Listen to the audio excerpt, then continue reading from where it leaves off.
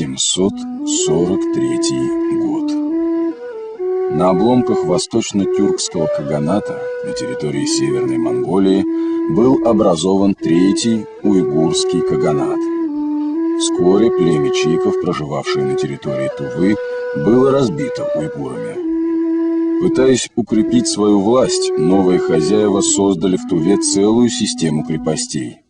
Их череда в Саянском каньоне известна под названием «Дорога Чингисхана». Остатки древних городищ протянулись вдоль долины реки Хемчик и Чаадан, между притоками Чаахоль и Барлык. Но самым таинственным памятником остается крепость на озере Терехоль.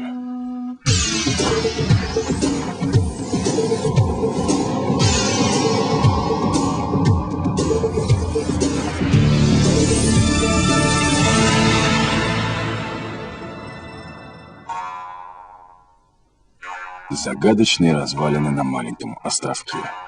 Кто сможет разгадать тайну, затерянную на высоте 1300 метров над уровнем моря, в кристально чистой воде Таежного озера? Слухи о древней крепости в вершине реки Енисея привлекали ученых и путешественников. В 1698 году знаменитый исследователь Семен Ремезов, создавший чертежи всей Сибири, в разделе «Земли Красноярского края» у берегов озера в истоках Енисея условно обозначил город и подписал: «Город каменный, старый, 2 стены целы, 2 развалили, а которого города, того не знаем». Впервые серьезно крепость была обследована в 1891 году этнографом и археологом Дмитрием Клеменцем. По его мнению, памятник в Туве занимает первое место среди древностей. В 1952 году профессор Севьян Вайнштейн собрал некоторый материал и снял план острова. И все же это были лишь попытки ученых-энтузиастов приоткрыть завесу тайны. Этот памятник очень интересен тем, что он редкого типа. Такое в нашей стране копалось, практически не копалось. Первое впечатление – это такая смесь восторга и испуга, потому что самое удивительное, то, что я нахожу в Порбожине, это то, что это вообще Россия.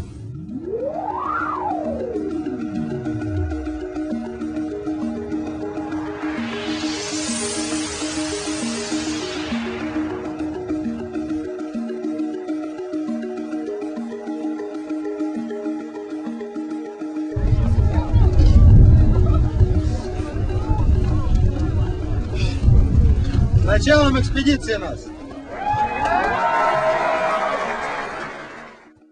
У меня есть мечта. Я этому рад. Вот это моя мечта. Я рад тому, что вот все эти ребята здесь. Я рад тому, что эта работа в конце концов началась. Это сказать, что это было трудно, нет, абсолютно. Это было удовольствие, это было очень здорово. Здорово, что мы все это затеяли, здорово, что все это у нас получается. Я очень надеюсь, что все это у нас получится. Я не случайно сказал, если даже никого не будет, это моя мечта. В Республике Тыва, возможно, появится новое место паломничества туристов. Экспедиция студентов под руководством МЧС начала раскопки средневековой крепости Порбожин, памятника исторического и культурного наследия России. В России начинаются самые масштабные археологические раскопки за всю историю. В Туве, на границе с Монголией, у крепости Порбожин, построенной 13 веков назад, будут работать сотни ученых. Уже в мае на помощь им приедут более 600 студентов из крупнейших вузов страны.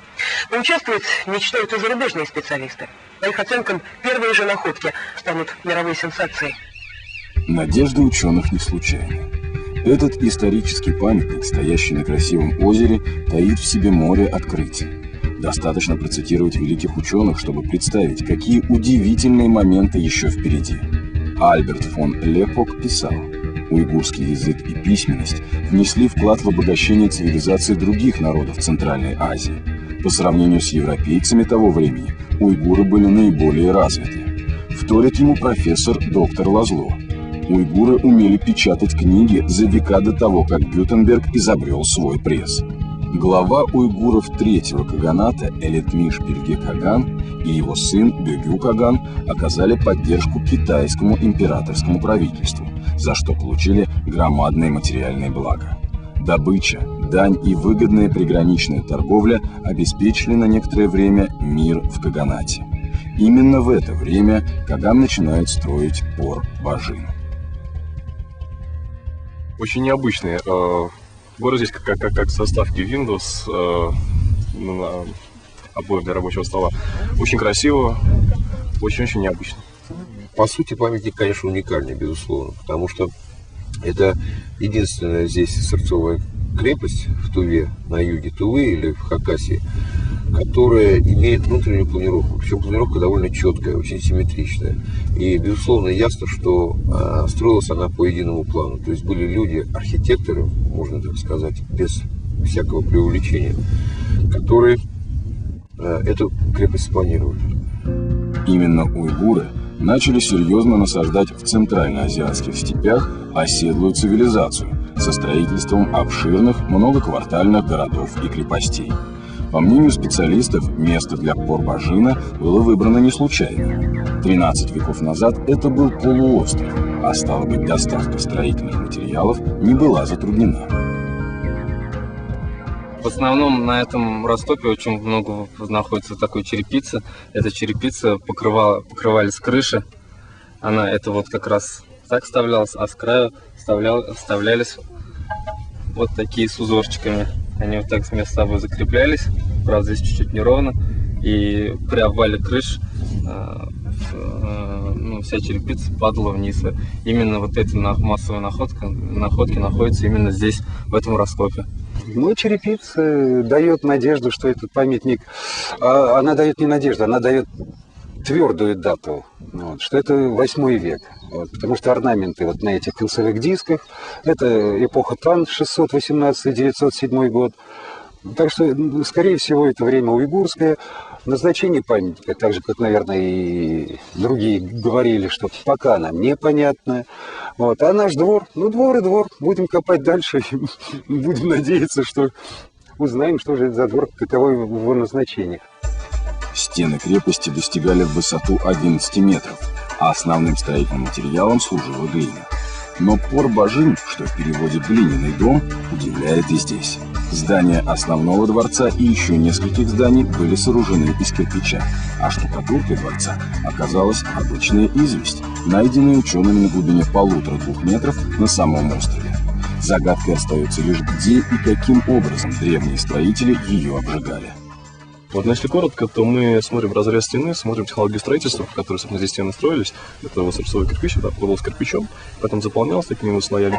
Мы вскрываем, смотрим балки, смотрим, как шла фортификация. И смотрим, как тектонические процессы проседания и таяние этой мерзлоты повлияли на эту стену, на ее разрушение. Исследования по фортификации показывают, что рва оборонительного вокруг не существовало. Возможно, все-таки этот полуостров и давал возможность, так сказать, и обороняться более-менее. Да? Вода защищала его со всех сторон. А с другой стороны, возможно, дело в том, что эта фортификация, она, так сказать, ни разу не испытала нападения врага. Мы не знаем, насколько долго существовал Пор-Бажин, но, значит, никогда он не был взят враждебными войсками.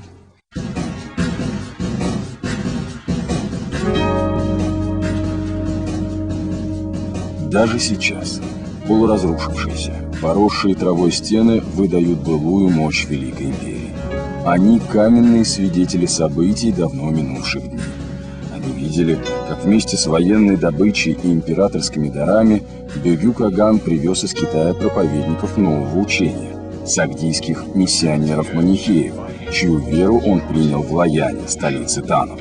Но манихейство с ее философией неприятия плотской жизни было прямо противоположно мировоззрению кочевника. Кочевник был един с природой. Он наслаждался цветущими полями, ослепительно-зелеными предгорными долинами и животворной ключевой водой. Но правитель диктовал свою власть. Сейчас раскопки дают основания полагать, что это все-таки было не храмовое сооружение, а дворцовое.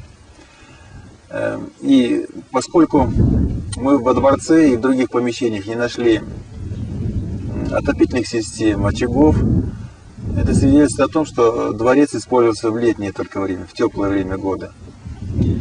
Поскольку сам Пор-Бажин по своему плану и структуре очень напоминает столицу уйгурского каганата Кара-Балгасун, мы предполагаем, что